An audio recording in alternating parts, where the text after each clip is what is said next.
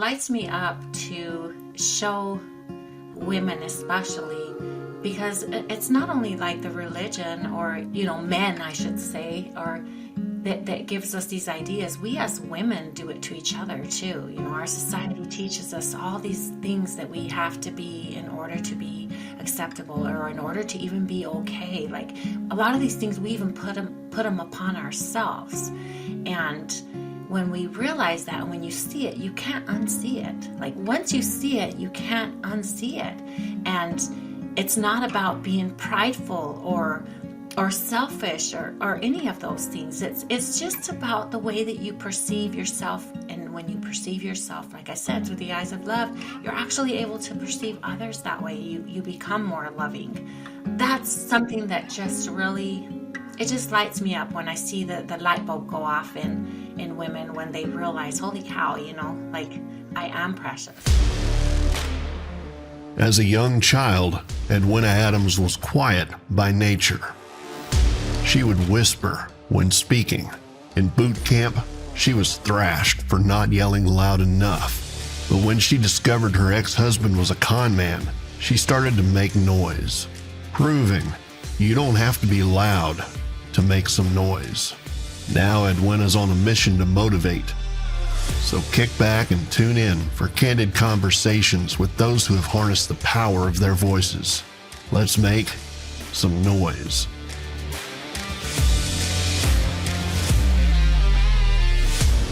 Welcome to Let's Make Some Noise, where no matter what you sound like, you can make some noise. And this is also where NOISE is my acronym for a narrative of inspiration, strength, and encouragement. And today I'm so honored to have Vera LaRee with me. I met Vera actually almost a year ago, and we just we're soul sisters. We connected, and I love her so much. And then I found out about her story, which is absolutely incredible. And she has a book that I ordered and I have read. She wrote a book called Dad Scares Me, God Scares Me, Her Journey from Polygamist Cult to Freedom. Now, Vera was born into a polygamist cult in 1971 and is one of 57 children. She escaped out of Mexico with her 3 young children and came to America. She's built a successful business and is now inspiring others with her amazing story. As a matter of fact, Vera, you are why I started talking about my past. Literally. I read your book and I was like, if she can do this, I can do this. So thank you. Oh, thank you for having me. I'm excited to be here with you, and that was an awesome introduction, so thank you. And yeah, this is going to be fun. So Vera, I've read your book, and I know a lot of the answers to these questions just from what you were so vulnerable in your book. It's amazing. And you talk about you were one of 57 children. As a child, what was that like? Just as a child experiencing that life? Well, I didn't know. It was all I knew. But looking back at it now, I could see how there wasn't a place for me to really have a voice because I was like a number. There was so many kids and so many needs that you kind of put yourself and your voice aside so that you can help take care of your siblings, because there were so many of us. So it was, looking back at it, I can see the struggle, but when I was in it as a little girl, I just didn't understand. Yeah, I can definitely see that. I mean, as silly as it sounds, because it's zero comparison, but I'm a middle child, and there are a lot of middle children that feel like I'm just kind of lost in the mix, and that's just one of 3 children. So I can only imagine what one of 57 would do to your psyche, and having that feeling. What steps do you feel like you took as an adult to overcome that? Well, probably a few years before I left the cult, I started to kind of learn about self-love and that kind of stuff. I've taken a lot of steps since leaving the cult, because growing up in the cult, not only was I taught that women weren't worth anything and that, that men were the better of the sexes, that God had more use for a man than for a woman, and I was put here to please a man pretty much. Not only that, but just like I said, growing up with such a large family. Like I remember as a child, I remember just wanting a banana. Like I because there was so many of us, it was hard for Dad to feed us all, and craving a banana and not being able to have it because the baby needed it, and I remember spooning the banana out and giving it to the baby and just wanting to like have one little bite, Yeah. Just things like that, to where, it was a lot, I learned a lot of how to love others, but I learned a lot also about how I didn't matter, my needs or my feelings just had no value. Yeah, and that's why it's so incredible what you did and what you accomplished. And I've met, one of your sons, and he's amazing. He's an adult. He helps in your business now, and he's got a beautiful, amazing family himself. And you can tell he's very respectful of you.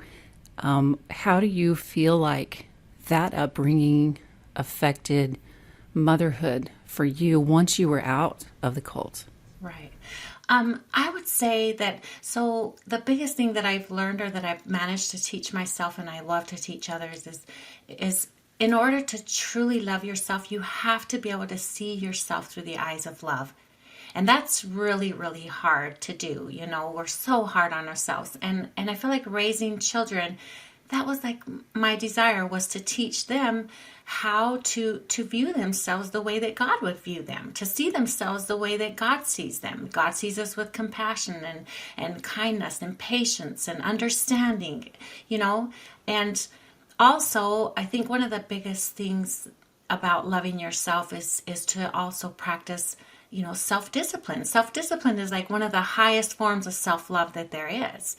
If you're disciplined enough to get up in the morning at the time you say you're going to go work out, call 50 clients, or whatever it is, the goals that you set for yourself, to practice self-discipline is, like I say, I think it's the highest form of self-love that there is. But that, together with seeing yourself through the eyes of love, knowing that when you tell yourself things like, I'm not good enough, or I could never dare to do that God doesn't think that of you, that's not seeing yourself through the eyes of love. Because a lot of people think that self-love is about, just, getting yourself pedicures and manicures and massages and being pushy about certain things. Self-love really is the way that you view yourself. Oh my gosh, I love that. You're right. That brings me to your title, How did you learn? Like, God scared you. How did you learn that He loves you? Yes, that took some work. I think I can't remember exactly how old I was, but I think I was maybe 25, 26. The first time that I ever thought, what? Like, God loves me? Like, little old me? Like, I never felt loved. It's so crazy to think that I went that many years and never felt loved. And I was actually reading a book at the time. It was a book that I had bought at a garage sale. It was called A Return to Love. And that's when I understood a little bit more about spirit and that kind of stuff. And I realized that, wow, I'm actually lovable, But it took me a while. It's not something that just happened overnight. You just have, I just had this desire and this longing to understand life. I had been taught so many untruths and so much hogwash about women and life and God, and I just wanted to, I longed to understand, to know what things were true and what wasn't. And I feel like the more that I set out on that journey to understand, the more I understood myself. And now I really do believe that the greatest gift you could ever give somebody is the gift of them, teach them how to know themselves. Because that's when you find God. Truthfully. That's beautiful. And finding God, you find yourself. It's just, it kind of works together. I love it. Yeah, you can't deny that we're spiritual beings. I mean, there's scientific evidence of that now, right? I mean, Yes. a person dies and they literally see energy leave a body. I mean, we have a soul, we have an energy that was created by a creator. You can't even make a table without a creator. Right. How can we be made, like this without a creator? So, and so many women, especially not just in America, but like all the countries, have been suppressed and lied to about what God really says. And I love, once you get in and read it yourself, you realize that Jesus elevated women. Like, so many people think that him and God tear women down, and no, that was man. Man was in the Bible doing that, Right. but Right. God does not. So glad you know your worth, and you're speaking up about it and teaching other people. It lights me up to show women especially, because it's not only like the religion or men, I should say, or that gives us these ideas. We as women do it to each other too. Our society teaches us all these things that we have to be in order to be acceptable, or in order to even be okay. Like, a lot of these things we even put them upon ourselves. And when we realize that, and when you see it, you can't unsee it. Like, once you see it, you can't unsee it. And it's not about being prideful or selfish or any of those things. It's just about the way that you perceive yourself. And when you perceive yourself, like I said, through the eyes of love, you're actually able to perceive others that way. You become more loving. That's something that just really, it just lights me up when I see the light bulb go off in women, when they realize, holy cow, like, I am precious, Definitely. That's so beautiful. Another thing I was curious about, so, you escaped out of another country into America with Right. 3 children, is that right? Yes. Mm-hmm. And I don't know their ages. You can say that if you want at that time, but whenever The you youngest did, was 6, the oldest was 12, and 9. okay, wow. So little. And exactly. So when you did that, I know in America we don't do community very well, and as terrible as the cult was, there was a community, right? Like, Right. people relied on each other and Yes. helped each other and did things, and so you walked away from that, which is hard for motherhood, no matter what, Right. especially if you've had it and then you lose it. So, can you tell me about that journey? Because I'm a little curious myself. That was actually one of the hardest things. So I guess we should probably tell your listeners that I was, apart from being one of 57 children that my father had with his 11 wives, I was married off at the age of 16 to a 30-year-old as his third wife. He had actually been married to a half-sister of mine, and then she was killed in a car accident and left 3 small children, and I helped raise those children along with having children of my own. So after leaving the cult, I no longer had a relationship with anybody from there, but especially the 3 small children that I had helped raise. And that was like one of the hardest things. Like, in spite of being so excited that I was free and that I was able to make a life for myself and that I was teaching my children a better way, all of that was great. But what was really hard is the loneliness, just feeling lonely, because that sense of community, I missed that, and if I took each person from the cult individually, I didn't have an issue with them. It was just the whole religion and the whole belief system that they all held that was problematic.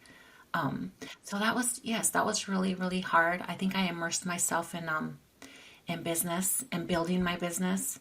I made lots of friendships. Like, all of my customers or my clients were, they'd follow me around as I was in there cleaning their house, telling me their woes and their things. And I just built really good friendships there. And that's kind of where I found solace.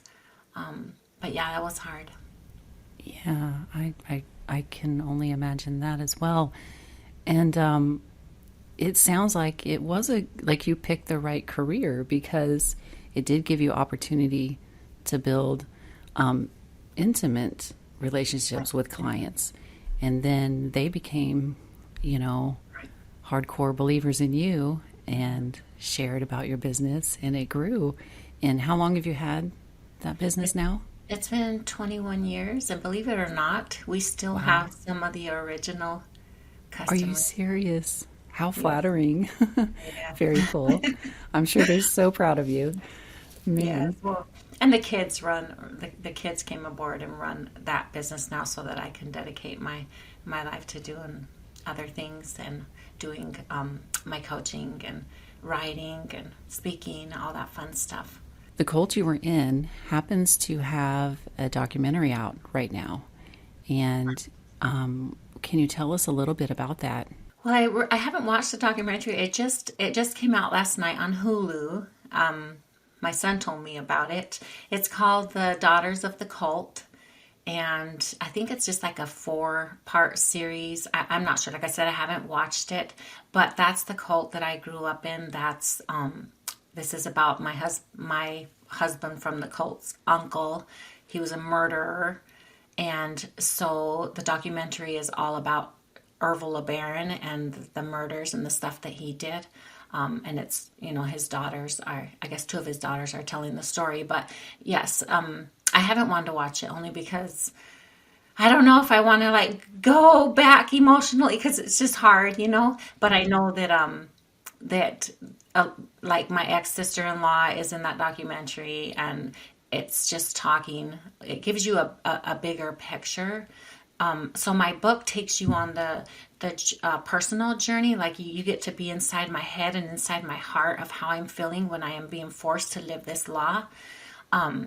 But the documentary will tell you a lot of details about the cult. Like I said, the murders and the beliefs and some of the stuff that went on.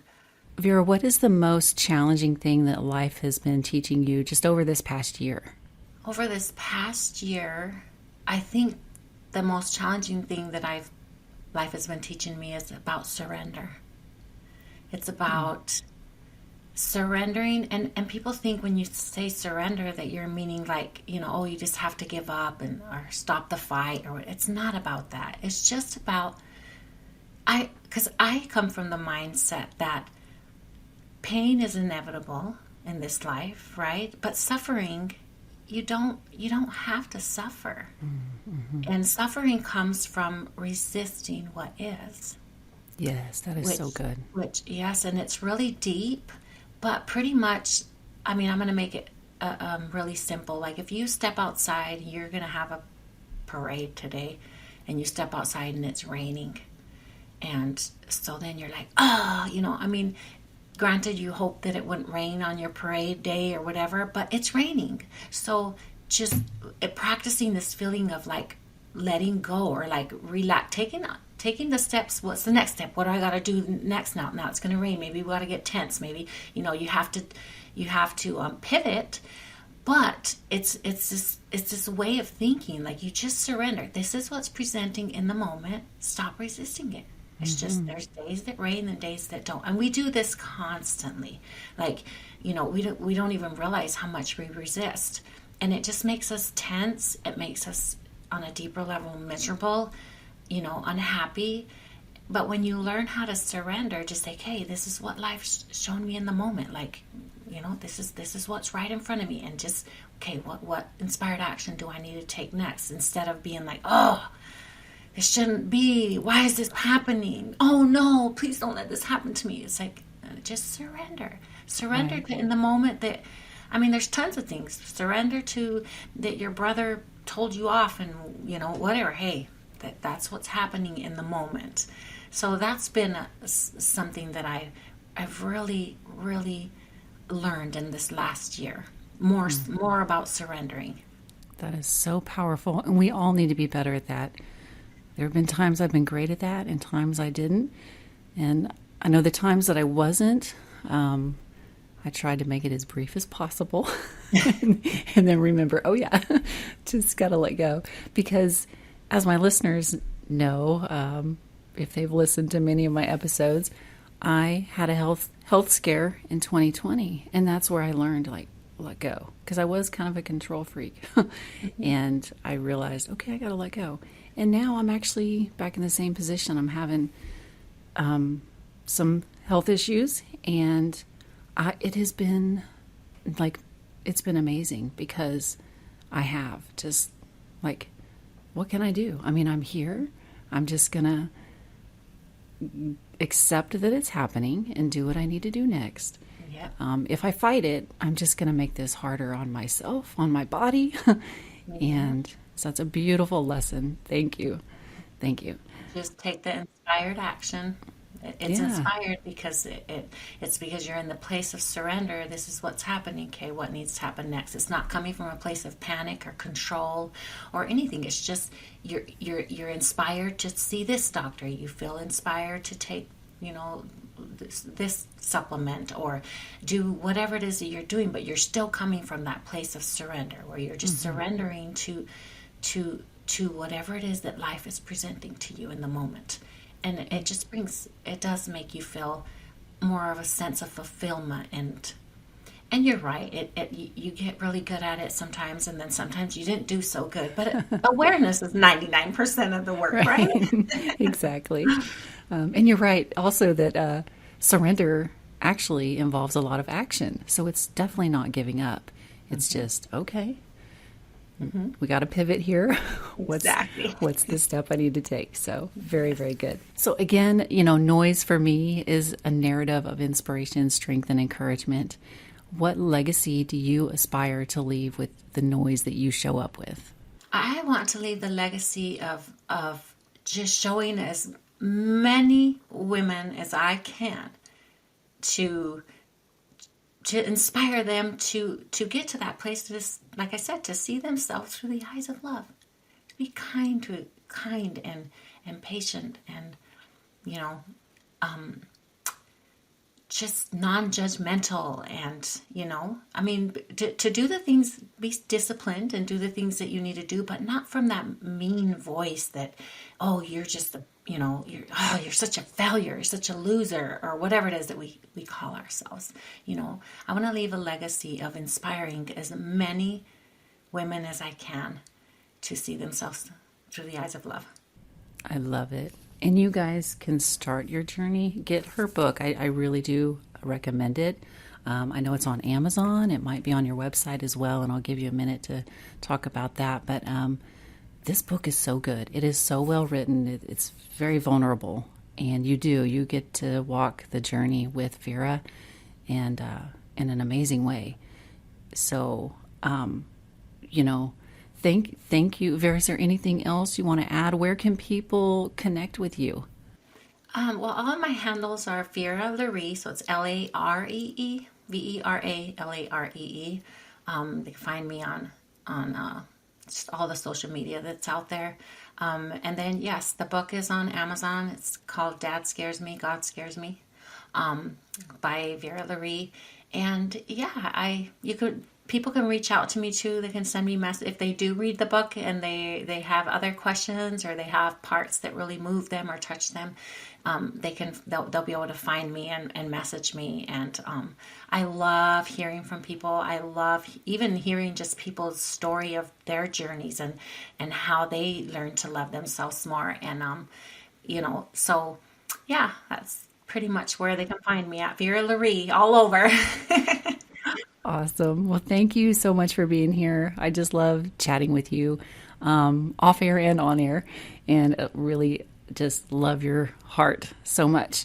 Everybody, don't forget to subscribe, leave a review, if you listen to this and Vera inspired you, let us know in the review. We'll make sure she sees that as well. And you can also find all of my handles at edwinaadams.com and just see what I'm up to. And thanks for being here.